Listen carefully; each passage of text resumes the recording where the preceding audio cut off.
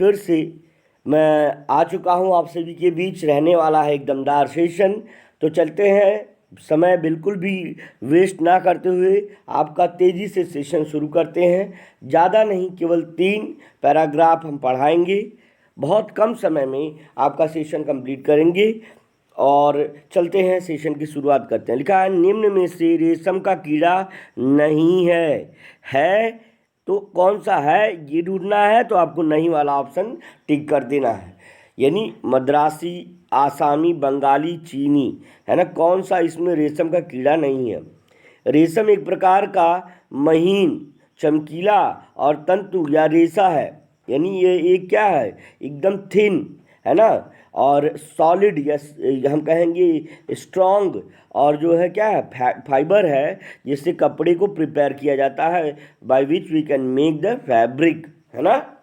आपने पढ़ा होगा कि एक ऐसे फाइबर होते हैं जो बहुत थिनर होते हैं और क्या होते हैं, बहुत ज़्यादा स्ट्रॉन्ग होते हैं, और जिनसे फैब्रिक बनता है, और काफ़ी स्मूथ और काफ़ी ब्राइटर फैब्रिक इससे बनता है। यह तंतु कोश में रहने वाला एक प्रकार के कीड़े से तैयार किया जाता है। अब सभी लोग जानते हैं कि तंतु कोश का मतलब यहाँ पे कुकून से मतलब है। कुकून आप सभी लोग जानते हैं, कुकून एक अंडे की सेल की तरह ही होता है, और उसमें जो कैटरपिलर रहते हैं, जब वो उसमें उनका विंग्स वगैरह ग्रो हो जाता है तो उसको तोड़ के बाहर आ जाते हैं। रेशम के कीड़े पिल्लू कहलाते हैं। पिल्लू यानी कैटरपिलर को हिंदी में पिल्लू भी कह सकते हैं, है ना। तो याद रखिए कि अगर कोई ये पूछ ले कि भैया रेशम के कीड़े को क्या कहते हैं, तो कैटरपिलर कहते हैं, और इनको में भी पिल्लू भी कहा जा सकता है। और उसके बाद जो है और बहुत तरह के होते हैं, जैसे बिलायती। अब देखिए, आप इसमें से आप अपना आंसर ढूंढ सकते हैं। बिलायती, मद्रासी, मद्रासी तो मद्रासी है, और उसके बाद कनारी, चीनी, चीनी भी है, और आराकानी, आराकानी नहीं है, आसामी, आसामी है, लेकिन यहाँ भाई साहब बंगाली नहीं दिया है। That's why option number C will be right, है ना। इसीलिए आप सभी का ऑप्शन नंबर सी बिल्कुल सही हो जाएगा। आप सभी का ऑप्शन नंबर सी आपका सही हो जाएगा, बिल्कुल सही जवाब है। चलते हैं अगले प्रश्न पर। क्या आपको अच्छा लगा बेटा? बिल्कुल अच्छा लगा तो एक बार ज़ोरदार शेयर करिए, एक बार ज़ोरदार शेयर कर दीजिए बेटे, है ना। देखिए बेटा, मैं यहाँ पर आप सभी के लिए लगा हूँ, है ना। बिल्कुल प्रतिदिन हम देखिए इतना हार्ड वर्क से आप लोगों के लिए प्रयास करते रह रहे हैं कि हमारे सभी बच्चे बिल्कुल निःशुल्क कक्षाएं हैं, और प्रतिदिन कक्षाएं आपको मिल रही हैं, बराबर मिल रही हैं, कंटिन्यू मिल रही हैं, और कंसिस्टेंसी के साथ मिल रही हैं, और हर दिन ज़रूर कुछ न कुछ नया बदलाव देखने को आपको मिलता होगा, है ना। तो चलते हैं अगले प्रश्न की शुरुआत करते हैं। रेशम किससे बनता है? रेशम किससे बनता है भाई साहब? रेशम किससे बनता है? सूत से बनता है, कपास के बीज से, कीड़े से, छोटी तितली से।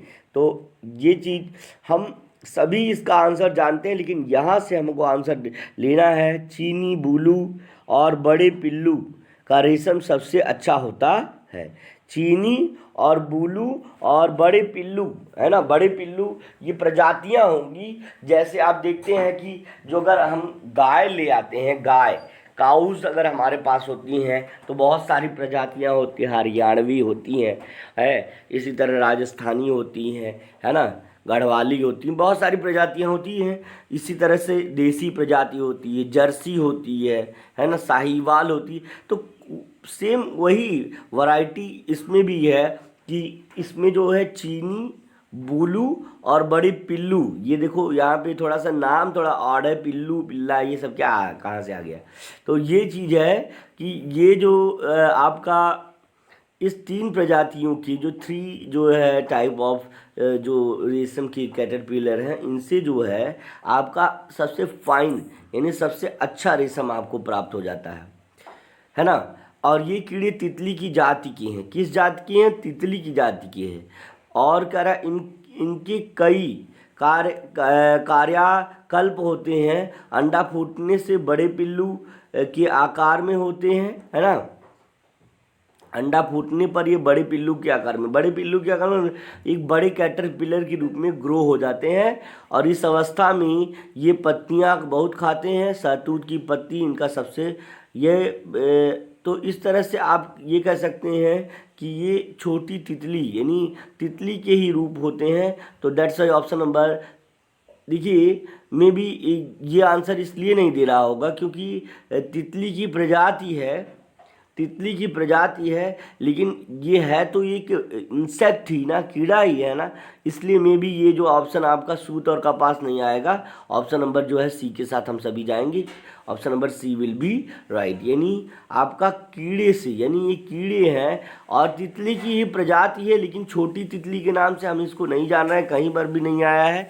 और तितली या कोई भी जो है कैटरपिलर की बात करें, ये तो कीड़े हैं, इंसेक्ट हैं, तो छोटी तितली का नाम नहीं है, इसलिए ये आंसर आपका नहीं हुआ।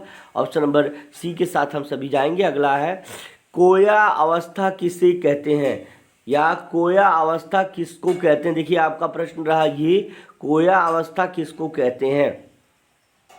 तो चलते हैं अगले जो है पैराग्राफ को आगे से पढ़ते हैं, देखते हैं। करा है कि अंडा फूटने से ये बड़े पिल्लू के आकार में होते हैं और रेंगते हैं, है ना। उसके बाद लिखा है कि इस अवस्था में ये पत्तियां बहुत खाते हैं। चलिए भैया पत्तियां खाइए खूब। और कह रहा शहतूत की पत्ती इनका सबसे अच्छा भोजन है। ये पिल्लू बढ़कर एक कोष बनाकर उसके भीतर हो जाते हैं, है ना। जब ये जो कैटरपिलर है जब थोड़ा सा ग्रो हो जाते हैं खूब पत्तियां खा करके, तो ये अपने पैरों को विकसित करने के लिए, अपने पंखों को विकसित करने के लिए जो ये इल्ली होती है या जो ये पिल्लू कह रहा है, तो ये कैटरपिलर ग्रो करने के लिए पूरी तरह से अपने आप को एक कमरे में बंद कर लेता है। वो कमरा इसके सैलिवा यानी इसकी लार के द्वारा ये खुद बनाता है और चारों तरफ एक नेट की तरह जाल बुन देता है और उसमें रहता है खूब मौज से, है ना। तो उसमें रहता है और उसके बाद जो है जब वो डेवलप कर लेता है अपने विंग्स को और सारी चीज़ों को, तो उसके बाद उसमें से बाहर निकलता है। तो यही कह रहा है उस समय इससे कोया कहते हैं, है ना। तो रेशम का तार कोया होता है। पिल्ल का कोष बनाना, पिल्ल नहीं होगा, ये पिल्ल कहाँ से आया भैया, पिल्लू होगा भाई साहब, पिल्लू करके पिल्लू बोल रहे हो। कह रहा कि कोष से तंतु निकालना कोया कहलाता है, कीड़े से तितली बनना। हाँ बेटा ये में भी ये चीज़ हो सकता है कि कीड़े से तितली, क्योंकि कोष के भीतर यह कीड़ा वह तंतु निकालता है जिससे रेशम कहते हैं। तो ये पिल्लू बढ़कर एक कोष बनाकर उसके भीतर हो जाते हैं, उस समय इसे कोया कहते हैं। तो मे बी ऑप्शन नंबर देखिए बी के साथ जाना चाहिए, क्योंकि पिल्लू का कोष बनाना ही क्या कहलाता है, कोया कहलाता है ना। तो देखते हैं ऑप्शन नंबर बी के साथ हम सभी जाएंगे। Option number B will be right, option number B will be right. तो बिल्कुल एक बार जोरदार बेटा लाइक भी कर दीजिए, और जिन्होंने अभी तक सब्सक्राइब नहीं किया है बेटा वो सब्सक्राइब भी कर देंगे, है ना। क्योंकि बेटा ये प्लेटफॉर्म आप सबके लिए ही है। हर तरह से हम जो है, अब देखिए 16 तारीख से आपका CHS का भी हम बैच स्टार्ट करने वाले हैं। और मैं आपसे बता देना चाहता हूँ कि ये प्लेटफॉर्म बेटा free of cost, without any charge, you can, है ना, take knowledge from here, you can grow with us, है ना, विद मी, है ना। कहने का मतलब ये है कि अगर आप कहीं भी बैठे हैं, कोई भी आप, अगर हमारी बात गार्जियन भी कोई सुन रहे हैं, कोई अभिभावक सुन रहे हैं, तो बिल्कुल सर आप जो है 6 से 7 का समय हमको दीजिए, CHS के लिए 7 से 8 का समय दीजिए। और रेगुलर आपको कहीं भी कॉस्टली आपको कोचिंग लगा करके परचेज करके नहीं, कंसिस्टेंसी के साथ जब हम यहाँ रह कर के समय दृढ़ता के साथ फॉलो कर रहे हैं, तो मे बी आपकी थोड़ी सी हेल्प चाहिए। और आप अगर थोड़ा सा हेल्प करते हैं तो सर ये चीज़ आप जान लीजिए कि निश्चित रूप से बच्चों के विकास के लिए मैं निरंतर प्रयत्नरत रहूँगा। तो चलते हैं बेटा, थोड़ा सा सपोर्ट आप सबका बहुत रहना चाहिए, क्योंकि हमारे प्यारे बच्चे, ये प्लेटफॉर्म आपका है, आपके द्वारा ही प्लेटफॉर्म आगे बढ़ रहा है। तो बिल्कुल प्रतिदिन हमारी फैमिली में नए सदस्य जुड़ रहे हैं, तो हम उन सभी का आभार व्यक्त करते हैं। और ऐसे ही आप हमारा सहयोग करते रहेंगे, है ना। तो चलते हैं इसको जो है इसके आंसर क्या रहा कि रेशम के कीड़े क्या खाते हैं। आपने पहले ही देखा कि रेशम के कीड़े शहतूत की पत्ती खाते हैं। तो याद रखिए कि शहतूत के पत्ते, अंडा, फल, शहतूत के तार। तो ऑप्शन नंबर ए के साथ हमारा आंसर चला जाएगा। Option number A will be right for us, है ना। तेजी से आई होप सब बच्चों का आंसर आ रहा होगा। गद्यांश आपका है 51, है ना। गद्यांश आपका 51 है। चलिए, गद्यांश से नहीं मतलब है आपको नई नई चीज़ें सीखने को मिली। रेशम के कीड़े को क्या कहते हैं? तंतु कहते हैं, कोसी कहते हैं, आसामी कहते हैं, भारतीय कहते हैं। रेशम के कीड़े को क्या कहते हैं? रेशम के कीड़े को क्या कहते हैं? तंतु, कोसी, आसामी, भारतीय। देखिए, अगर मैं बात कहूँ तो यहाँ पे देखिए जो है आसामी जो है इनकी प्रजातियाँ हैं रेशम की।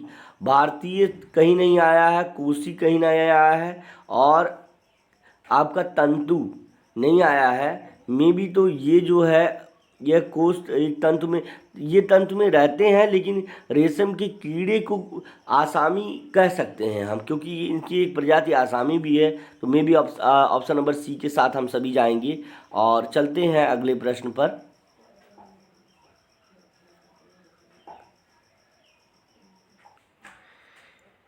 देखिए, लिखा है कि गधा और शेर किस स्थिति में पानी पी रहे थे? करा कि सामसामी में रह कर के, पास पास रह कर के, नदी के किनारे पर रह कर के, और जंगल के मध्य में। तो आप इस चीज़ को समझिए। देखिए, लिखा है आपका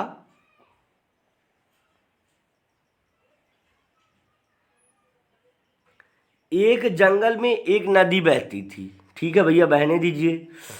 एक दिन एक शेर नदी के किनारे पर पानी पी रहा था। उसी समय दूसरे किनारे पर एक गधा भी पानी पीने आया।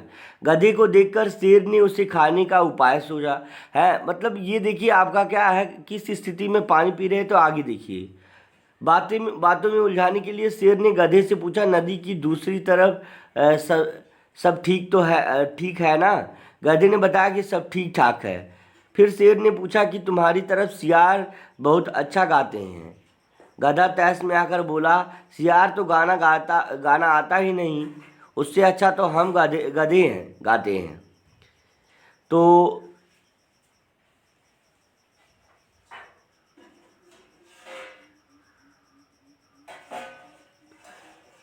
देखिए, यहाँ पर मे भी ये आंसर आपका सही होना चाहिए कि साम सामे में रहकर। साम सामे थोड़ा सा पता नहीं क्या लिख रहा है, और जिससे प्रिंटिंग में थोड़ा इश्यूज आ जाते हैं बेटा। और पास पास रहकर, नदी के एक किनारे पर रहकर, जंगल के मध्य में। तो नदी के किनारे वाला ऑप्शन में भी नहीं है, देखिए सही। दूसरा हम जो है ये कहेंगे, ये आमने सामने में भी होना चाहिए यहाँ पर। अगर ये आंसर हम देखते हैं तो इसमें होना चाहिए आमने सामने। और आमने सामने कैसे? आमने सामने मतलब ये एक नदी के दोनों ओर आमना सामना उनका हो गया ना। इस प्रकार से ऑप्शन नंबर ए के साथ हम सभी जाएंगे। Option number A will be right for us. यहाँ पे थोड़ा सा आमने सामने रह करके, ये यानी एक किनारे पर ये नदी है, तो एक किनारे पर यहाँ लायन है, तो दूसरे किनारे पर गधा है, और ये एक दूसरे के बिल्कुल क्या है, आमने सामने है। केवल पानी का दायरा है, बीच में वाटर है, और इसी की वजह से गधे को जो है ये खाने की इच्छा कर रहा है। तो चलते हैं अगले प्रश्न पर। देखिए, रोज एक रुचिकर कहानी के साथ मैं उपस्थित होता हूँ बेटे। आई होप कहानी भी आपको अच्छी लगती होगी, और साथ में आपको बहुत कुछ सीखने को भी मिलता होगा। ठीक है, तो जुड़े रहिए, और कंसिस्टेंसी के साथ एकदम बिल्कुल लग करके, क्योंकि जिस तरह लग करके मैं आपको पढ़ाने के लिए प्रतिबद्ध हूँ, उसी तरह लग करके बिना किसी एक भी पॉइंट को चूके आपको लगातार पूरी वीडियो देखना है, पूरा अच्छे से पढ़ना भी है। चलते हैं। लिखा है कि गधे के मुताबिक जंगल की स्थिति कैसी थी? सब कुछ अच्छा था, ज़्यादा खूबसूरत था, ठीक ठाक था, बहुत ख़राब था। तो चलते हैं, देखते हैं।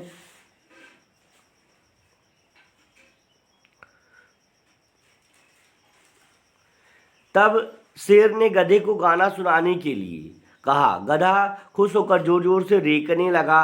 रेंकते रेंकते उसने आंखें बंद कर ली, है ना। और शेर को तो मौके की तलाश में, मतलब शेर को तो मौका तलाशना था भाई, आंखें बंद किया और उसके पास पहुंच गया होगा। उसने सही, शेर तो मौके की तलाश में था, उसने सही मौका देकर छलांग लगाई और गधे को पकड़ लिया। तब गधे की समझ में आया कि शेर ने उसे ठग लिया। तो अब देखिए ये इसका आंसर क्या है कि नदी के दूसरी तरफ सब ठीक है ना।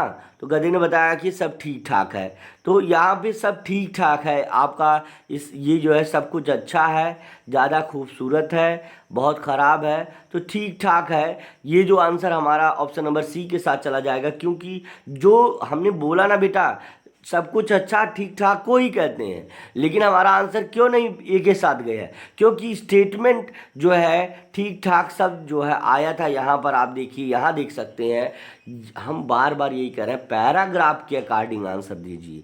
Always try to answer your question according to the paragraph, not by yourself, क्योंकि आपके द्वारा जो आंसर किया जाएगा आप सोच के जो करेंगे मे बी रॉन्ग और राइट हो। क्योंकि आप बहुत बार जितने भी उदाहरण पढ़े हैं आप सभी में देखे होंगे कि मे बी जो है ऐसे ऐसे आपको ऑप्शन मिले होंगे जिसमें आप देखे होंगे कि आपने करना कुछ चाहा और होगा, उसमें कुछ और हो गया होगा। चलते हैं, ज़्यादा डिस्कशन ना करते हुए अगले प्रश्न पे बढ़ते हैं कि जंगल में सबसे अच्छा गाना कौन गाता था, शेर, बाघ, सियार और गधा। तो उस गधे के अनुसार गधा बोला कि मैं सबसे अच्छा गाना तो मैं गाता हूँ। अब इसके बाद यहाँ पे चूंकि शेर ने कहा कि गधे से पूछा कि नदी की दूसरी तरफ सब ठीक ठाक है, फिर शेर ने पूछा कि तुम्हारे सुना है तुम्हारी तरफ बहुत सियार बहुत अच्छा गाना गाता है। तो आप मतलब लॉयन के अकॉर्डिंग देखेंगे, शेर के अकॉर्डिंग तो सियार हुआ, और गधा गाता कि नहीं उससे अच्छा तो मैं गाता हूँ, तो मे भी गधा हो सकता है, लेकिन हम सियार के साथ पहले जाएंगे, ऑप्शन नंबर सी के साथ पहले जाएंगे। ऑप्शन नंबर सी चेक करते हैं, देखते हैं। ऑप्शन नंबर सी देखिए आपका रॉन्ग हो गया, शेर बाघ नहीं होगा, तब आपका गधा हो जाएगा, क्योंकि गधे के अनुसार उसने कहा था, शेर के अनुसार सियार सबसे अच्छा गाना गाता है, लेकिन गधे के अनुसार उसने कहा कि नहीं भैया मैं उससे अच्छा तो मैं गाना गाता हूँ, है ना। गधा तैस में आकर बोला सियार तो गाना आता ही नहीं है ना। तो ये चीज़ है, गधा किस तरह गाना गाने लगा, है ना, राग में, शेर के पास, सियार के पास, आंखें बंद करके। भैया देखिए रेखते रेखते उसने आंखें, यानी रेखना मतलब क्या, वो सिंगिंग कर रहा है भैया। तो ये सिंगिंग करते समय उसने अपनी आंखें बंद कर ली। तो ये जो है आंखें बंद करते हुए उसने जो है क्या किया, रेखना प्रारंभ किया। तो ये आपका ऑप्शन हो जाएगा। चलते हैं अगले प्रश्न पर। गधे को पकड़ने के लिए शेर ने क्या उपाय किया। शेर गाना गाने लगा, सियार का बखान किया, गधे को गाने का कहा और गधे के साथ चतुराई पूर्वक बर्ताव किया। देखिए मेन बात क्या है कि उसने जो है क्या किया, सियार का बखान किया पहले। तो उसके जो है उपाय, तो उसने देखा कि सियार का बखान करने के बाद ये चिढ़ रहा है, और उसके बाद वो गाना गाने शुरू करने लगा। तो अब यहाँ से पहला ऑप्शन जो है बी के साथ जाना चाहिए, लेकिन अगर बी के साथ ऑप्शन नहीं जाएगा तो ये जो है क्या हो जाएगा, option number C will be right, है ना। गधे को गाने को कहा। चलते हैं अगले प्रश्न पर, है ना। बिल्कुल सभी बच्चों का बहुत उम्दा जवाब आ रहा है, बहुत अच्छे बेटा सभी बच्चे, है ना। माली राजा को क्या देता था, माली राजा को क्या देता था, माली राजा को नारियल के फल, बेर के फल, तरह तरह के फल, सेब के फल, क्या देता था भाई साहब आप बताइए। एक राजा के पास फलों का एक विशाल बगीचा था, ठीक है। इस बगीचे में तरह तरह के पेड़ लगे थे। उस बगीचे की देखभाल के लिए एक राजा ने एक माली को नियुक्त किया हुआ था। अक्सर माली अच्छे अच्छे फलों को इकट्ठा करके राजा के पास लेकर जाता था। माली राजा को क्या देता था, क्या तरह तरह के फल देता था। तो ऑप्शन नंबर सी के साथ हमारा जाएगा, option number C will be right. आप देख सकते हैं कि अच्छे अच्छे फलों को इकट्ठा करके राजा के पास ले जाता था। तो यह ऑप्शन आपका सी चला जाएगा, ऑप्शन नंबर सी चला जाएगा। चलते हैं अगले प्रश्न पर। राजा ने माली को क्यों मारा, राजा ने माली को क्यों मारा। माली बगीचा बिगाड़ रहा था, माली राजा के लिए फल लाया, माली ने कुछ खट्टे फल दिए, माली ने बगीचे की देखभाल नहीं की। तो चलते हैं देखते हैं हमारा क्या है। अक्सर ये देखिए, एक दिन वह भरी हुई बेरों की टोकरी लेकर राजा के पास पहुंचा। उस दिन राजा थोड़े क्रोध में था। उसने एक बेर खाया तो पाया कि वह खट्टा था। गुस्से में उसने वह बेर माली के मुंह पर दे मारा, है ना। तो क्या हुआ कि माली ने कुछ खट्टे फल दिए थे। तो मे बी ये जो है आपका आंसर हो जाएगा, ऑप्शन नंबर सी के साथ हमारा चला जाएगा, क्योंकि खट्टे फल की वजह से देखिए यहाँ पे क्रोध में था और वो फल कैसा था, खट्टा था, इसलिए जो है हमारा ऑप्शन नंबर सी के साथ चला जाएगा। चलते हैं अगले प्रश्न पर। आप देख सकते हैं, माली के हिसाब से कौन दयालु है? राजा, पेड़ के फल, भगवान, कौन दयालु है?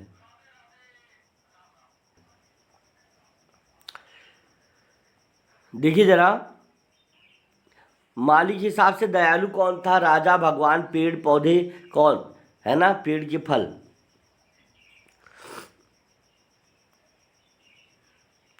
मुंह पर बेर लगते ही माली ने कहा, ईश्वर बहुत दयालु है ना, ईश्वर बहुत दयालु है। फिर राजा ने फिर कुछ बेर इसी प्रकार माली के मुंह पर मारा, है ना, परंतु माली हर बार मुंह से ये निकालता कि ईश्वर बहुत दयालु है।